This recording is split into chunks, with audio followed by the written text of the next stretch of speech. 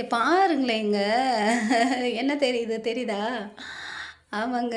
மலை மேகம் தானே பார்க்குறீங்க? இல்லங்க. பயங்கரமா குளிருது. இது மலை மேகம் கிடையாது. பனிமூட்டம். பனி அப்படியே மூடிக்கிச்சு.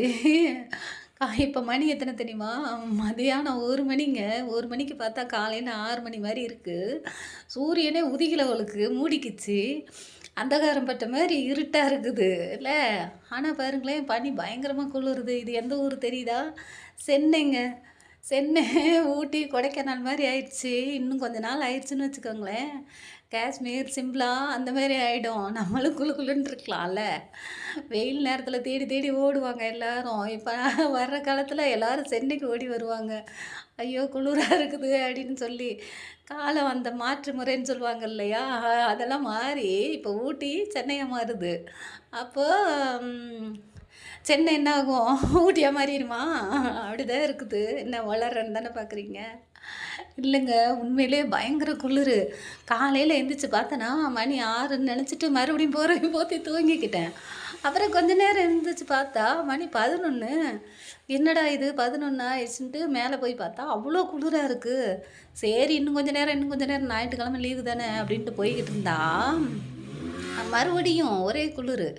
மத்தியானம் 1 மணிங்க அந்த வீடியோ எடுக்கும்போது, 1 மணியா இருந்தாலும், காலையில 6 மணி மாரி ஜில்லுன்னு இருக்குது. இப்படியே போனா எப்படி? அந்த மழைக்காலம் போலே தேவா இறங்கி வரும். இந்த குளிர் காத்தை போலே என்னை தழுவி செல்லும். அந்த மழைக்காலம் போலே தேவா இறங்கி வரும்.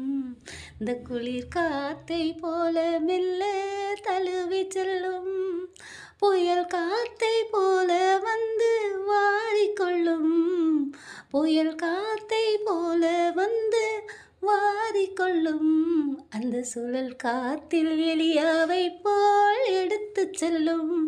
அந்த சுழல் காத்தில் எலியாவை போல் எடுத்துச் செல்லும். எத்தனை கரங்கள் தேவா உம்மை அழைக்கின்றது. எண்ணற்ற அதிசயம் பூமியில் நடக்கின்றது. எத்தனை கரங்கள் தேவா உம்மை அழைக்கின்றது. எண்ணற்ற அதிசயம் பூமியில் நடக்கின்றது. அத்தனை கண்களும் உம்மை காண துடிக்கின்றது. அத்தனை கண்களும் உம்மை காண துடிக்கின்றது. இன்னும் ஏன் இறைவா உம் மனம் பூமி வர மறுக்கின்றது.